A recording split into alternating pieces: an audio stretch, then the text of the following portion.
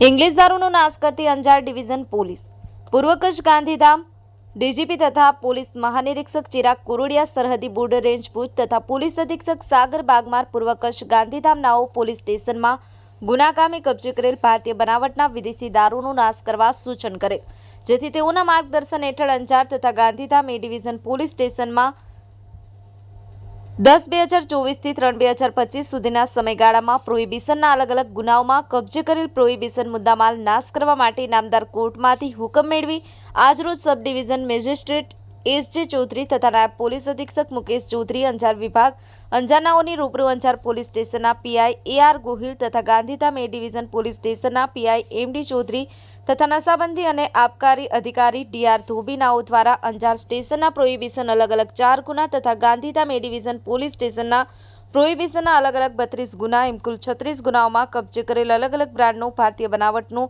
વિદેશી દારૂ, જેમાં વિદેશી દારૂની નાની મોટી બોટલ નંગ 2551 તથા બિયર ટીન નંગ 304 એમ કુલ કિંમત ₹11,78,742ના પ્રોહિબિશન મુદ્દામાલનો નાશ કરવા લોડર, ડમ્પરો, જેસીબી, ઈસીઆર, ફાયર તથા એમ્બ્યુલન્સ વાહનનો ઉપયોગ કરી દારૂનો નાશ કરેલ।